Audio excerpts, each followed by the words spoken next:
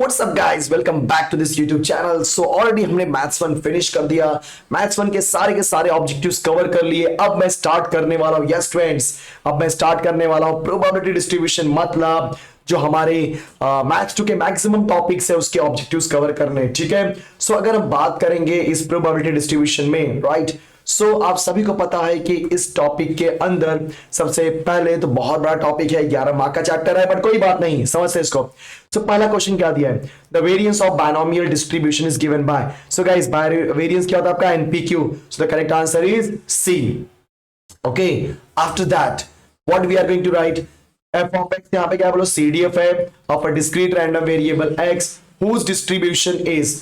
अब आपको यहाँ पे टेबल भी दिया गया है, बट आपको निकालना है f ऑफ -3। सो बच्चे यहाँ पे अगर मुझे f ऑफ -3 के लिए निकालनी है वैल्यू, समझो मैं यहाँ पे क्या बोल रहा हूँ, f ऑफ 3 के लिए निकालनी वैल्यू, तो ये जो आपका f ऑफ -3 है ये -2 के पहले आता है, मतलब रेंज में ही नहीं है, मतलब उसकी वैल्यू क्या हो जाएगी, 0। जैसे अगर किसी ने बोला होता कि निकालो f ऑफ 0, तो 0 के लिए हम लोग क्या करते हैं, इन तीनों को हम लोग ऐड करके डाल देते हैं वैल्यू, राइट।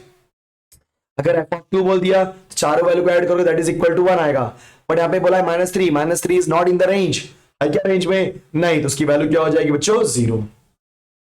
अब क्वेश्चन नंबर नेक्स्ट क्या आपका यहाँ पे, if x is the number which is obtained on the uppermost face when a fair die is thrown, e of x, low e of x निकाला, expected value, so expected value क्या हो जाएगी बोलो, आप सबको पता है कि वैल्यू क्या आती है, 1 2 3 4 5 6, और सबकी प्रोबेबिलिटी 1/6 होती है। डायरेक्टली ये सब बुक के क्वेश्चंस हैं।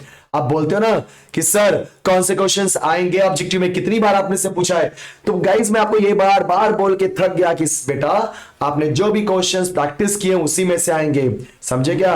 1/6 बार, 1 + 2 is 3, राइट, 3 + 3 6 + 4 10, 10 + 5 15 + 6, बोलो कितना आएगा आपका, यस कितना आएगा आपका, 3 2 5 6 4 10 5 15 21, तो 3 2 * 6 3 7 7/2, मतलब आंसर आएगा 3.5। So B is the correct answer, yes B is the correct answer. Now question देखो, इफ ये तो ऑलरेडी हमने कराया है, मॉडल में भी आया था, मॉडल है तो 21 में किसी में पेपर में आया था। तो बच्चों यहाँ पे अगर आपको याद होगा, मुझे याद है आंसर, अगर आपको पता होगा, मुझे वेरिएंस निकालना है ना, सो वेरिएंस कैसे निकालेंगे, पीएमएफ है, राइट ना। सो अगर मुझे वेरिएंस निकालना है तो क्या हो जाएगा, 0 × दिस वन, मतलब इन शॉर्ट अगर आपको याद होगा उसको निकालने का जो तरीका था, मैंने ऑलरेडी पीक्यू कॉम में, मुझे लगता है सी इज द करेक्ट आंसर, मैंने ऑलरेडी करवाया ये, यस फ्रेंड्स, फोर्थ वाला क्वेश्चन मैंने करवाया है, तो सी नहीं, मुझे लगता है डी है, क्योंकि एक बार चेक कर लेते हैं ना। सो वेरिएंस ऑफ एक्स अगर निकालना है तो क्या होता है आपका, e of x square minus e of x का होल स्क्वायर, ठीक है। e ऑफ एक्स स्क्वायर मतलब 0 का स्क्वायर इंटू क्यू स्क्वायर, इस क्यू स्क्वायर, फिर 1 का स्क्वायर इंटू 2pq, तो क्या आएगा 2pq आएगा, प्लस 2 का square that is 4, 4 into P square that is 4 times of P square, बराबर। उसके बाद माइनस e ऑफ एक्स का स्क्वायर, तो 0 इंटू क्यू स्क्वायर 0, परफेक्ट। अरे कुछ गलती कर दिया मैंने, 0 इंटू क्यू का स्क्वायर 0 था, 0 से खत्म हो जाएगा इसको, yes. Then 1 into 2pq is 2pq, फिर बेटा 2 into P square is plus 2p square, तो सिंप्लीफाई करो, होल स्क्वायर है कि नहीं, इसको आप सिंप्लीफाई करो, देखो क्या आंसर है, ज्यादा मुझे लगता है 2pq आंसर लग रहा है, मुझे ऐसा फील हो रहा है, यस। ओके, चलो फिफ्थ क्वेश्चन, तो फिफ्थ क्वेश्चन क्या दिया यहाँ पे, the expected value of the sum of two numbers obtained when a pair dice are rolled, लो एक्सपेक्टेड वैल्यू मतलब क्या होता है आपका, e ऑफ x, जो कि क्या होता है आपका x into P of x, बराबर ने आया summation of sum of two numbers obtained on the when two pair dice. अभी यहाँ पे two pair dice are rolled, ठीक है ना, सम ऑफ टू नंबर्स क्या होगा, समझे यहाँ पे, right, sum of two number यहाँ पे क्या होगा आपका, 2 हो सकता है, 4 हो सकता है, 5 हो सकता है, 6 हो सकता है, 7, और उसके लिए आपको सिंप्लीफाई करना पड़ेगा। पहली बात तो इतना बड़ा क्वेश्चन नहीं देगा, थोड़ा बहुत लेंथी है, इतना बड़ा नहीं देगा, ठीक है।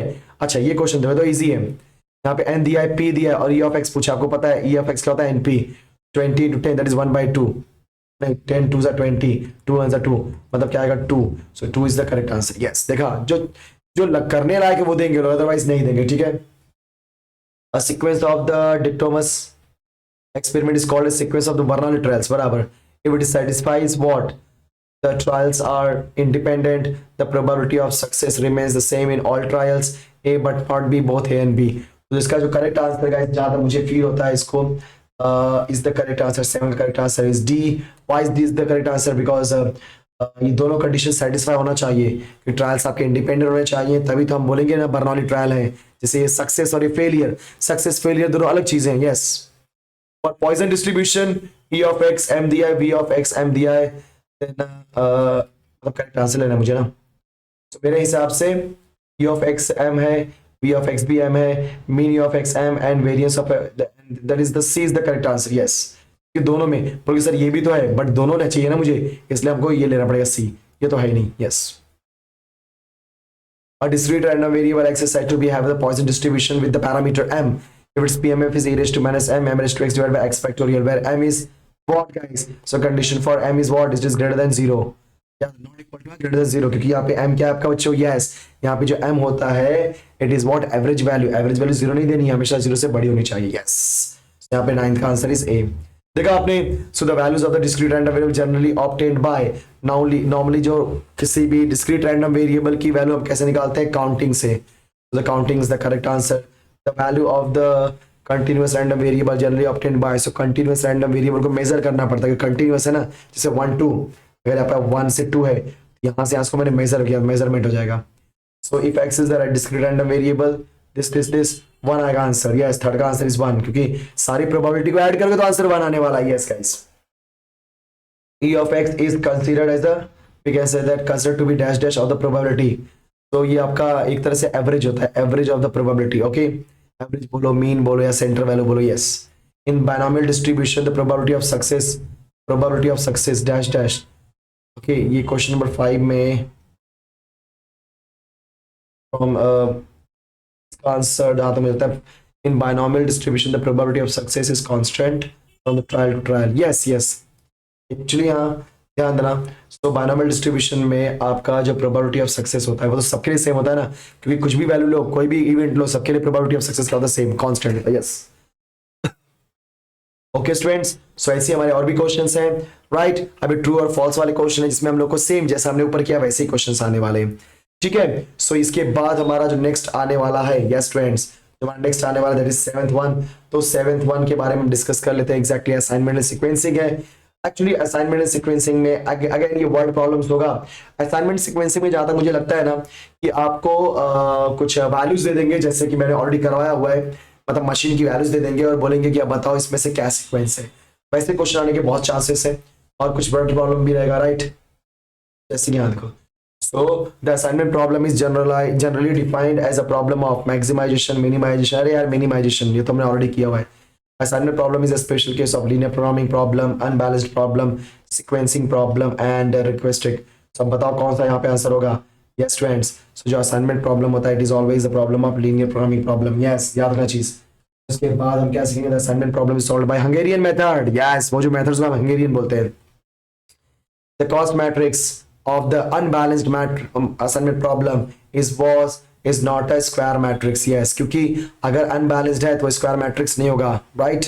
yes, is not a square matrix। rectangular ही होता है, unity हो सकता है, triangular हो सकता है, but square नहीं होगा। yes, when an assigned problem has more one solution, that is called as double optimal solution, infinite optimal solution। yes, B is the correct answer।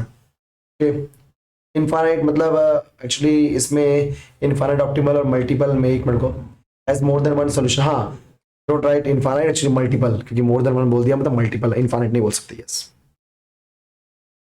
Question number 6 में तो क्या दिया है? The assignment problem is said to be balanced if number of rows equal to number of column. Yes, basic चीज है। तो अब यहाँ पे दिया है कुछ वैल्यूज, अब मुझे बताना है बैलेंसिंग करनी है ना। सबसे स्मॉलेस्ट वैल्यू कौन है? 4, और वो 2 का है, 2 मतलब A का है, ए पीछे से स्टार्ट होगा। उसके बाद की वैल्यू कौन सी? मतलब ए खत्म हो गया, फिर 4 के बाद 6 7 8 9 और 4 दो जगह पे है, तो डी आगे आ जाएगा, है कि नहीं। तो डी और ए कहाँ पे है? देखो डी और ए यहीं पर है ना। हाँ, yes, B is the correct answer. Yes बच्चा, डी बी सी है। ज्यादा निकालने की जरूरत नहीं है, अदरवाइज निकालने जाओ तो भी निकल जाएगा। कैसे? 6 7 8 9 में 6 स्मॉलेस्ट है जो कि बी हो जाएगा, और बचा सी, तो डी बी सी है। Yes, correct answer 9। अभी हम लोग को ध्यान देना है यहाँ पे क्या एग्जैक्टली है द ऑप्टिम। उसके बाद क्या बोला यहाँ पे समझना है कि the sequencing and the in sequencing and optimal path that minimize the elapsed time at idle time. Yes, दोनों आएगा, both A and B. C is the correct answer. Yes, बाकी आप देख रहे हो। अच्छा हाँ, इसमें कंडीशन देखो सब लोग क्या है। If there are three machines A B C, conditions for reducing the machine problem to the two machines problem with respect to the minimum processing time is what. रुक जाओ, ज्यादा कंडीशन है बता रहा हूं आपको guys. So minimum of A and max of B and minimum of C. ध्यान देना मैं क्या बोल रहा हूँ। Minimum of A should be greater than equal to max of B.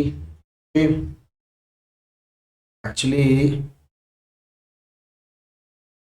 और और और हम बोल सकते हैं कि minimum of B should be greater than और equal to max. Actually wait minimum of A मतलब एक्चुअली यहाँ पे लेस देन और मिनिमम में less than. So guys minimum of A should be less than equal to maximum of B और minimum of B should be less than equal to minimum maximum of C. ठीक है, नहीं minimum, एक minute last बार थोड़ा गलत कर दिया मैंने। रुक जाओ एक minute. Minimum of A should be less than equal to max of B and minimum of C should be less than or equal to B. So I think यहाँ पे आपका आंसर क्या आने वाला चेक कर लेते हैं एक बार। इसका एक्चुअली एक बार देख लो, क्योंकि ऑलरेडी जो हमारा असाइनमेंट सीक्वेंस थ्री मशीन के लिए वहां पे फॉर्मुला दिया है, उसको देख लो। ठीक है, डायरेक्ट क्वेश्चन से। ठीक है चलो, क्योंकि मैं टाइम वेस्ट नहीं करता इसके अंदर। चलो ये सब डायरेक्टली क्वेश्चंस हैं, ये सब मैं अभी कराऊंगा नहीं, राइट, क्योंकि ये सब ज्यादा मुझे लगता है कि यहाँ से बहुत कम ही पूछेगा, क्योंकि ये सारे वर्ड प्रॉब्लम से बहुत कम ही पूछेगा कि भाई वो सारे क्वेश्चंस कहाँ पे हैं, जो कि राइट ना, जो कि हमारे एमसीक्यू टाइप क्वेश्चंस होते हैं, यहाँ से कम ही पूछने वाले हैं, राइट। सो अगला क्वेश्चन क्या आने वाला है, देखो ये अपना आगे क्या बात है। ये तो हमको पूछ दिया भाई, ये क्या नाम है इसका, क्या नाम है इसका, यस एलपीपी। आगे एलपीपी, अरे यार एलपीपी बहुत चिंदी क्वेश्चन है यार, अभी मैं क्या बोलूं इसको। यस क्वेश्चन यहाँ पे, यहाँ देखो question number 1 my dear students. अब देखो कैसे आपका आंसर आएगा, राइट। एलपीपी प्रोग्रामिंग प्रॉब्लम्स, यहाँ पे हमारे समझने की बात है, देख लो सब लोग। सो अभी पहले वाले में क्वेश्चन क्या, LPP as optimal solution at 2 point. हाँ एलपी में भी इनफाइनाइट होता है, मैंने यहाँ पे इनफाइनाइट बोला था, यहाँ पे एलपीपी में इनफाइनाइट होता है। जब 2 पॉइंट होता है ना, 2 पॉइंट, तो 2 पॉइंट के बीच में देखो बहुत सारे पॉइंट्स आते हैं ना, इनफाइनाइट पॉइंट्स, इसलिए LPP will give infinite solution. Yes is the correct answer. The feasible reason is what? Common reason determined by the all constraints. Common reason determined by the all non-negative constraints. Either of the option A or B. Both of the option A or B. So एक minute, common reason determined by the all the constraints सही है, and the common reason which is determined by the non-negative. Yes, दोनों सही है, correct. Both A and B. फिर हमें दिया बच्चों z equal 3x plus 5y which is subject to the condition. दो कंडीशन दिए गए। अब मुझे यहाँ पे इसको सॉल्व करना है, इसको सॉल्व करना है। इसका आंसर 10 है कि एक बच्चे ने मुझसे पूछा भी कैसे, ध्यान दो, राइट। थर्ड का आंसर यहाँ पे क्या है बच्चों, ए। कैसे, जब आप पहली लाइन ड्रॉ करोगे, फर्स्ट लाइन ये वाली x प्लस वाई, तो यहाँ से आएगा 2 से 2, और दूसरी करोगे ऐसे आएगा। उसमें कॉमन रीजन ये आएगा, ये 0,2 है और ये 2,0 है और ये 0,0। मैं डायरेक्टली कर रहा हूँ क्योंकि आप ड्रॉ करोगे आएगा। ठीक है, अब जब मैंने 0,0 पुट किया तो z की वैल्यू क्या आ गई 0, और जब मैंने 0,2 पुट किया तो 5 2 10 आ गया, और जब मैंने 2,0 पुट किया 3 2 6 आ गया, तो मैक्सिमम 10 आ रहा है। तो मैक्सिमम इज 10। यस गाइस, इसी तरीके से आप क्वेश्चन नंबर 4 करोगे, क्वेश्चन नंबर 5 करोगे, आगे तो ये सारे क्वेश्चंस आपको खुद से ट्राई करना है। यस, क्योंकि मैथ्स 2 में बहुत आसान चीजें हैं, कुछ भी डिफिकल्ट नहीं है माय डियर स्टूडेंट्स। यस, ज्यादा इसको मैं टाइम वेस्ट नहीं करूंगा, क्योंकि मेरे बच्चों आप देखो कौन कौन से टाइप के क्वेश्चन आते हैं। यस बच्चों, परफेक्ट, एक नंबर। ओके स्टूडेंट्स, चलो फटाफट इंडेक्स नंबर का भी देख लेते हैं exactly. Choose the correct alternative price index number by using weighted aggregate method. So weighted aggregate method में प्राइस इंडेक्स नंबर क्या होता है आपका, यस ये C is the correct answer. देखो ये वाला है कि नहीं, C is the correct answer, ये सब ऑलरेडी किया हुआ है। और याद है ना, इंडेक्स नंबर से अगर क्वेश्चन आएगा तो यस फॉर्मूले के ऊपर ही पूछने वाला, सोचो मत ज्यादा। ठीक है, the formula P01 P1 Q0 P0 Q0, this is the ए। क्या बात है, लेस्प्रेस प्राइस इंडेक्स नंबर है बेटा, है कि नहीं। So Drobisch Bowley price index number is what, divide by 2 वाला फॉर्मूला है। कौन सा, अब बोलो सर सी और डी दोनों में डिवाइड बाय 2 है, बट 100 नहीं होता। So D is the correct answer. Yes, D is the correct answer, देखा आपने।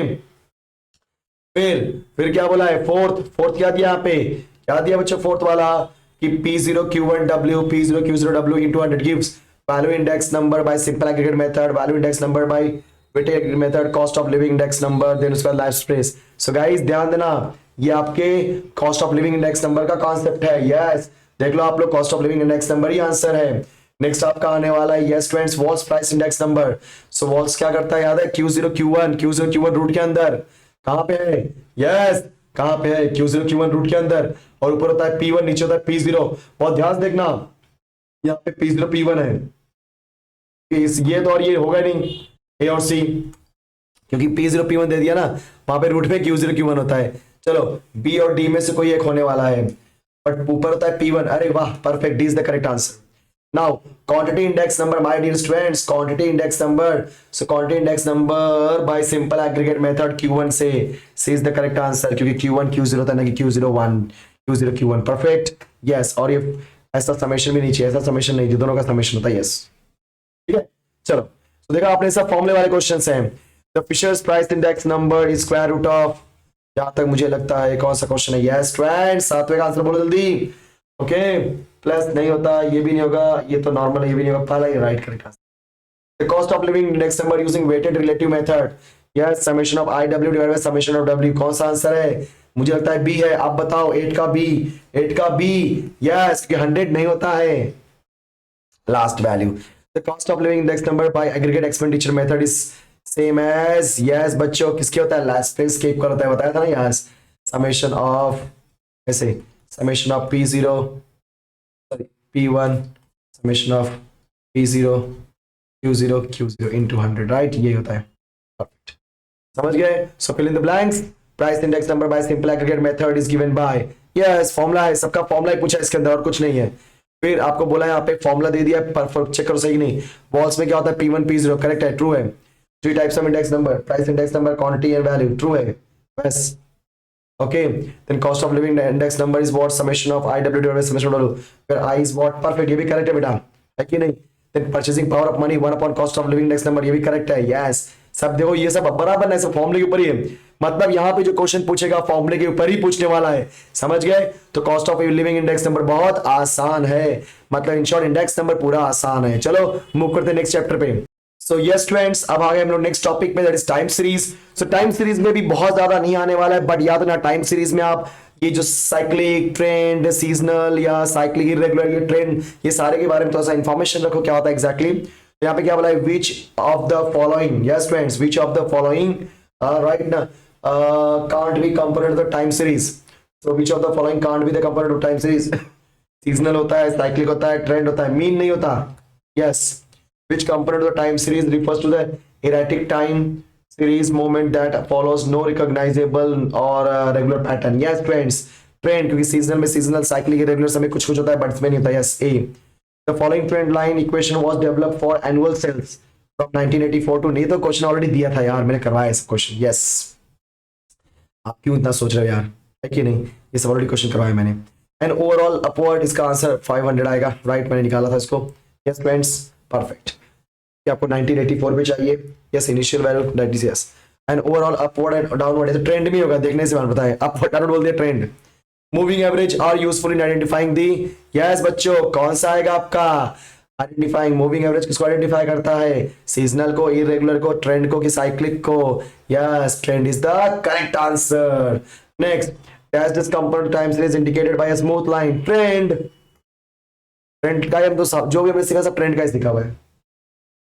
सेकंड का बोलो आंसर क्या दिया यहाँ पे कि dash this component of time series indicated by the periodic, periodic मतलब सीजनल, है कि नहीं? Seasonal, yes. देखा आपने गाइस, तो ये आपका बेसिक फंडा है जो कि खाली डेफिनेशन है, तो वो पांचों का चारों का डेफिनेशन है, जो कंपोनेंट्स ऑफ टाइम सीरीज उनका पूरा याद कर लो बेसिक्स, कि सबका मीनिंग क्या होता है, ऑटोमेटिकली वहां से आपको एक क्वेश्चन फंस जाएगा, चाहे ट्रू फॉल्स में, चाहे आपका फिल इन द ब्लैंक्स में, चाहे आपका एमसीक्यू टाइप क्वेश्चन में। देखो ना, ये सब दिया है उसी के बारे में, क्लियर स्टूडेंट्स? यस। तो गाइस, जो हमारा अगला कॉन्सेप्ट है वो ध्यान देना, क्या है अगला कॉन्सेप्ट? यहाँ पे क्या है आपका लीनियर रिग्रेशन के बारे में। तो यहाँ पे ऑलरेडी कुछ क्वेश्चंस दिए गए, उनको मुझे सॉल्व करना है। तो देखो, अभी यहाँ पे लीनियर रिग्रेशन में आपको अलग अलग टाइप के कुछ भी वैल्यू दे सकते हैं, उसके हिसाब से कोई भी वैल्यू पूछ सकते हैं।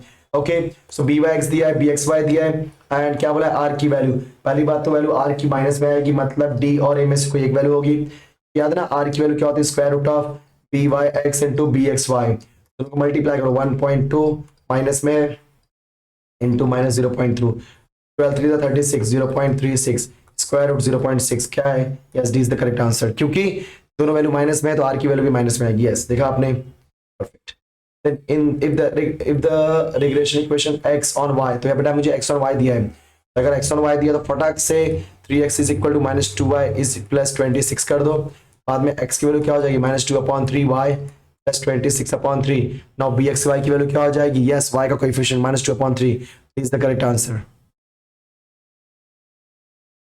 Okay, now byx and bxy, byx is less than 0, bxy is less than 0 when r is, yes, दोनों की वैल्यू क्या होगी बच्चों, यहाँ पे जल्दी बोलो फ्रॉड। सो आपका अगर byx और bxy दोनों माइनस में है तो r भी क्या हो जाएगा, माइनस, मतलब लेस देन 0। यस, नाउ ये जो आपका है byx, तो ये तो कंडीशंस है, ये बताया था byx and bxy is greater or equal to modulus of sorry ये this 2 times of r। Okay, perfect. Then आपको यहाँ पे दिया है find the value of the covariance between x and y if the regression coefficient of y on x is given. मुझे यहाँ पे r दिया है, सिग्मा x दिया है, सिग्मा y दिया है, राइट। सो आपको क्या निकालना है, कोवेरिएंस ऑफ x, y, क्योंकि अगर आपको याद होगा byx का फॉर्मूला क्या था, कोवेरिएंस ऑफ x, y, क्या निकालना है मुझे, बिटवीन x एंड y ना। हाँ, मुझे क्या दिया था यहाँ पे, कोवेरिएंस ऑफ कोई भी फॉर्मूला इसको अपना, सिग्मा x का स्क्वायर है कि नहीं, यस। सो byx मेरे पास है क्या, नहीं दिया है, राइट। मुझे r तो दिया है ना, तो r दिया है तो क्या करेंगे हम लोग, याद करो, आपको पता है byx का फॉर्मूला क्या होता है, r into sigma y upon sigma x, ठीक है ना, r into sigma y upon sigma x, तो सिग्मा x कैंसिल, यह क्या हो जाएगा, r into sigma y into sigma x is equal to covariance, तीनों को मल्टीप्लाई कर दो, 2 8 16, ओके। सो क्या हो जाएगा 3.75 इंटू 2 इंटू 8, जो भी आंसर आएगा, राइट ना। 2 5 10 कैरी गया 1, 2 7 14 प्लस 1 15 कैरी गया 1, 2 3 6 प्लस 1 7, तो क्या हो जाएगा 7.5। नाउ 7.5 का मल्टीप्लाई करेंगे 8, 8 5 40 या 4 60 तो नहीं आ रहा है यहाँ पे, कुछ तो मिस्टेक कर दिया हमने यहाँ पे, राइट। तो क्वेश्चन नंबर 5, कुछ तो मिस्टेक किया, आप कैलकुलेशन करोगे चांसेस है, ठीक है, यस। आप प्रॉपर हिसाब से कैलकुलेशन करोगे, ऑटोमेटिकली आंसर आएगा बेटा, ठीक है। सो बी वाई एक्स का फॉर्मूला क्या होता है, r into sigma Y upon sigma X. Actually मैंने वैल्यू गलत लिख दी थी, राइट ना, इस sigma Y upon sigma X में सिग्मा वाई की वैल्यू 8 रखा मैंने, और सिग्मा एक्स की वैल्यू 2 बराबर 8 2 16 3.25 में, परफेक्ट।